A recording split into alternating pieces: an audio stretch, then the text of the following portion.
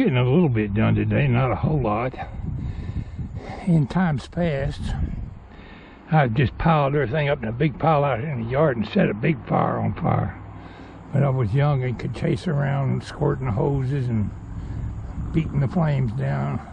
I get out of breath just dragging a limb up here now. Some of these limbs are much heavier than I thought they were. I've cut up one big long limb so far, cut it up in chunks and threw it in the burn barrel. It's a little bit too windy today to have an open fire, but I don't think I'm going to have any trouble with these burn barrels. I could have cut the limbs up better, but I just jammed them down in there after I threw some big pieces in there. And that wood's a little green, so it ain't going to burn too fast. It's going to take me a while to burn all this wood. I think I'll back my lawnmower over there and drag that heavy limb up here closer before I saw it up. There's no point in carrying 15 pieces that distance. I could save a lot of walking by dragging it over here. I'm a little winded right now. That's why I'm sitting on the lawnmower resting.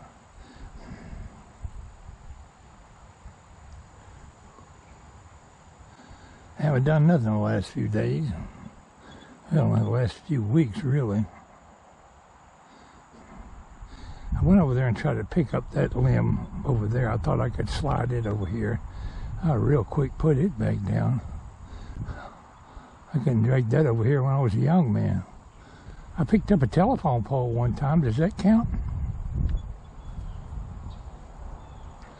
I'll tell you a little story. We were at a train wreck. And there was a flat car loaded with telephone poles turned over and poles everywhere. And one of the men, I believe it was Greg Reed, walked up on them pile of poles.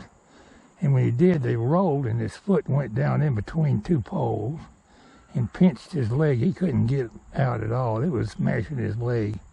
And I was the only one around, so I went to the end of the pile and picked up the telephone pole that was pinching against his leg. Picked it up, I don't know, waist high, I guess. It was enough for him to get his leg out. It didn't break his leg, but they had to ice him down for the rest of the day because I'm sure it was hurting like crazy. But we always looked out for each other on them derrick trips. I seen Greg save Mr. Freeman's life one time. Freeman was a general foreman, and he was standing by a big tri-level that had no wheels left under it. It was just upright where it was derrick, or maybe it blasted the way it landed. But those things are like 18 feet tall, pretty tall.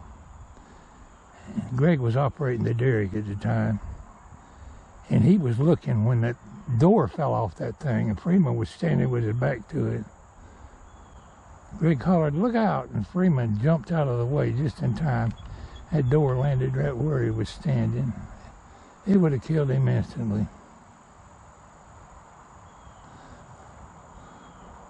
I think it's probably one reason why they started contracting out all the work. They didn't want to be liable for us getting hurt. But there was plenty of times we got banged up and bruised. I could name a half a dozen incidences like that. Anyway, I just thought I'd share that little story with you. Went on a lot of train wrecks when I was a younger man.